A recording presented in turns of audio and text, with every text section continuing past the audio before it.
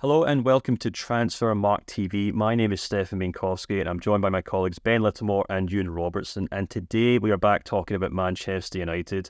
Eric Ten Hag is expected to sign a new contract at the Old Trafford club. A bit of a turn of events considering the last video we did was who could replace Ten Hag at Man United, but it looks as though the club are going to stick with the Dutch tactician, offer him a new contract. And as such, we are back to discuss where Man United go from here. Ewan, last week, we actually talked about Man United's reported interest in Jared Branswhite, the central defender.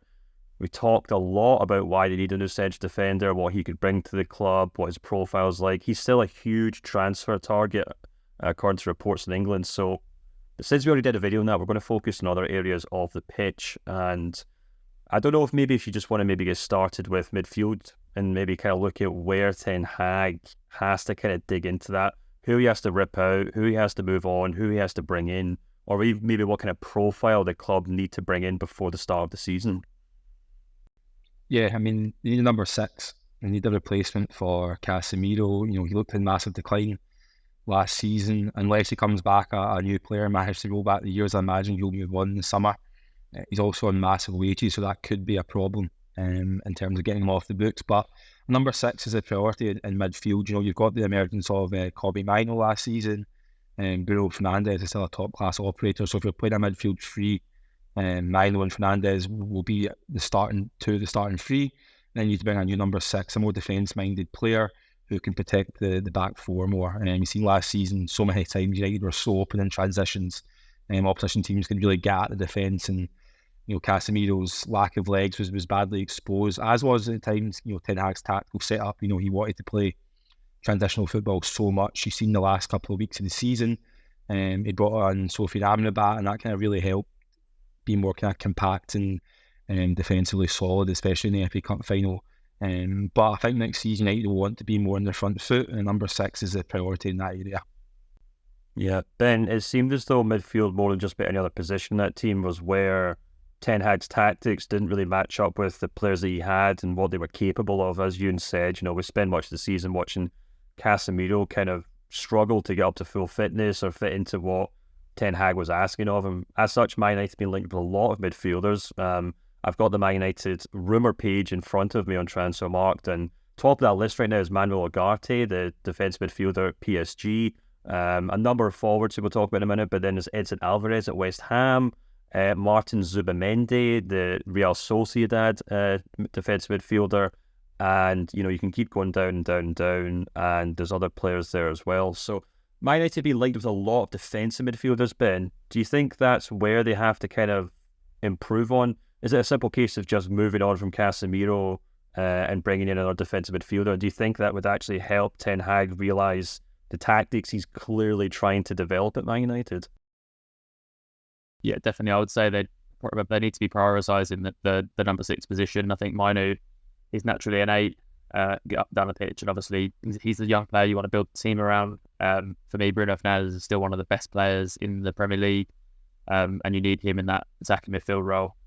Casemiro, was an awful season. We all know that. I do think the signing of Manuel Ugarte could be quite a smart one for Manchester United. He fell out of favour at PSG towards the end of the season. I think they'd be willing to let go. You may be able to get him on a decent fee. He was a very destructive midfield player. I feel like he would complement Kobi Mayno and Bruno Fernandes as a midfield 3.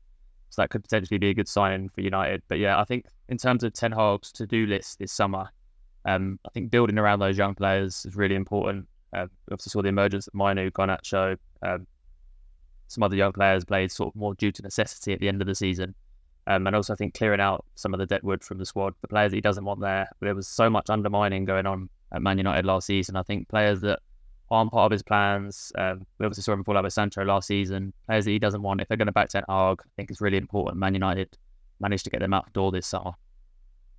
Yeah, before we move on to midfield, you and I actually want to touch on one player who just has gone completely under the radar at Man United, and that's Mason Mount. Signed to a lot of fanfare last season. A lot of people thought they got one over Chelsea in the manner in which they managed to pick him up. Obviously, unfortunately, picked up a serious injury which ruled him out for much of the campaign. I'm really intrigued to see how he does next season, because it's hard to see where he fits into this team when Bruno Fernandes kind of sucks up so much the air of the room. gravitational pull of him in that kind of number 10 role is just undeniable, really. And we've seen a lot of kind of high-profile midfielders come and go at Man United because they haven't really been able to kind of work in tandem with Fernandes. And even when Mount has come on, we've seen him play almost at times on the wing or out wide to kind of complement or to kind of step in for other players as almost like an impact sub, which I think it was the FA Cup final or maybe another game where I remember him kind of just being thrown on the wing because players were getting injured or tired. Do you think Mount could be almost, it's an old cliche to say, he's like a new signing because he hasn't played, but he'll obviously be back, he'll be fit, he'll be wanting to play, he'll be demanding to play. But how does he fit into a midfield that not only has Bruno Fernandes at number 10, who's undisputably, one of the leaders in his team, but also since he's been signed by the club, the emergence of Kobi Mayno as this number 8 who, Man United fans will be clamouring for to start next season. So do you think Mount even gets a chance in his Man United team next season, or has the club almost already moved on from him after his injury? I think realistically he's a backup to both Fernandes as a 10 and Mount as a number 8. Ten Hag's plan last season was to play Casemiro as a 6 and then play with 2 8s and Fernandes and Mount. Done it in the first game of the season against Wolves. A lot of people remember that game, but Man U were really, really lucky to get the win. They were so open, the Wolves kind of ran through them at times, and it just didn't work. I think Mount can play as an 8 as a 10. He can also play off the sides as a kind of last resort. It's definitely not his best position, but he can play there. I think if Mason Mount's fit, he's a top quality footballer. You've seen that before, at Chelsea, with England. He's had impact in big games. He's excellent off the ball as well. Maybe he's off the ball, it's where his strengths lie more than his ability on the ball. He's incredible at pressing. So that's something that's a real asset to the team. I think he's a backup to Fernandes and Mount, but he'll definitely be a midfield option next season. If you look at the fact that Sophie Amrabat won't be there next season, Casemiro will probably move on, Christian Eriksen needs to move on, and there's also the kind of big elephant in the room over Scott McTominay because he does represent pure profit in terms of PSR rules, and there is interest in him, and you could probably get a fee of around 30 to 40 million for the player. So there's definitely question marks over his future. So yeah, I think Mount will be part of the squad next season. It's about remaining fit, and that's a big question mark because if you look at not only his injury record last season, but in previous seasons at Chelsea, he's been injury prone and he's not been reliable. Yeah, absolutely. But that maybe kind of conveniently moves us on to the attacking lineup, Ben. And looking ahead to next season, you're talking about a forward line of Rashford, Garnacho, Antony, Amad Diallo, Hojlund, Pelistri, Sancho, and of course Greenwood will return as well from loan. A lot of names there, but there's not exactly as though Ten Hag has a kind of settled front three. Hojlund's obviously maybe the undisputed centre forward in that team, but and Garnacho of course has kind of come on leaps and bounds for Man United last season. But Rashford, Sancho, Diallo, Antony, 4 players there who a lot of speculation over the future. By no means anyone's kind of nailed down the position. Do you think those players will stay put? Do you think Ten Hag has to get more out of them? Or is it a case of maybe just cutting their losses with these players and looking to bring other players in? I think some of them will definitely have to move on. As I previously mentioned, I don't think it's going to work to have Sancho and Ten Hag at the same club next season. After they're sort of fallen out before, I just think it's going to be really hard for him to get back in that team. So I think he'll probably move on. I think because of the emergence of Garnacho, who naturally plays on the left as a young, hungry player who's had a really good season, it may be the perfect time for Marcus Rashford to move on, for both himself and for the club. Because Garnacho was often pushed to the right sometimes to accommodate Rashford, and Rashford had a poor season last season. It was obviously towards the end of the season, he was falling out with the fans. It was all, it wasn't a happy place, and I just feel like this summer is the perfect time to move on for Rashford. Man United can get some decent money for him, and they've got a player like Garnacho that come into that role on the left, and they can maybe invest that in a right winger or a backup striker to help Hoyland. Ten Hag said he wants another option up there. A lot of burden on Hoyland's shoulders in that first season. I think he had a good season. I think he's a really promising player, but I think it would also do him good to have a bit of competition up front. Yeah, I'm just looking at the attacking players that might have to be linked with this summer. Joshua Zirkzee, Jonathan David. Joshua Zirkzee and Jonathan David are the 2 most obvious ones. Maximilian Bayer, the Hoffenheim striker as well. Ivan Toney, who obviously Premier League fans will know quite well. And, more and more players from there as well. It's a lot of kind of wide players. It's a lot of kind of inside forwards. Is that where Man United need to focus? Or do you think maybe the crucial thing based on this season is that they just need more firepower in that kind of centre forward position to help Hoyland out. That's the main priority in the attack, is to bring in a backup or competition for Rasmus Hojlund.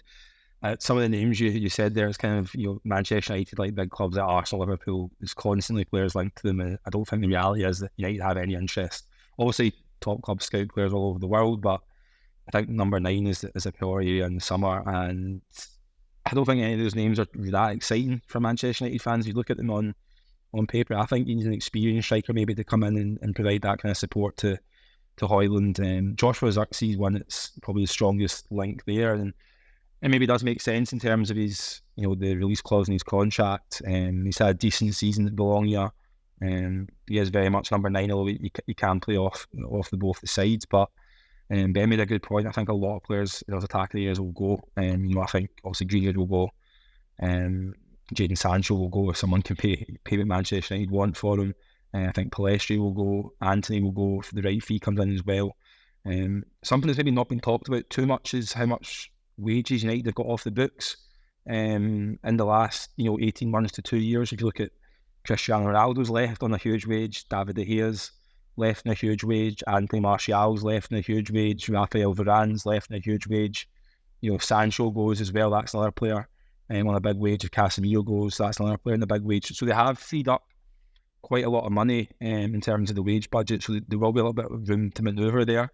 The emergence of players like Garnacho, Kobi Mayno and Ahmad as first team players won't be on anywhere near what those players were. You're talking about maybe freeing up across the last 18 to 24 months £2 million a week off the wage bill. So I think there will be room to spend in terms of that this summer. But yeah, number 9 to complement Hoyland. I actually think Rashford will stay this season. I actually predict him now that he might come back in 6 months' time and laugh at me here, but I think Rashford will have a big season next season. He was terrible last season. He was really good the season before. I think obviously not being part of the England squad and a lot of the criticism he's faced this season, I think he'll come back stronger, and I tip him to have a very good season. Yeah, very interesting. Well, you guys can let us know what you think in the comments below. Do you think Rashford will have a good season? Do you think Man Utd will sell him? And of course, let us know about the players that we've discussed today. Do you think the midfield needs a huge renovation? Do you think the guys like Jadon Sancho should be moved on? Does Hoyland need a backup? You can, of course, discuss it all in the comments below, or you can head over to Transfermarkt and head over to the Manchester United forum, where you can see all the chat about the latest transfer stories and discuss any player you want in the player threads. But until next time, we'll speak to you soon.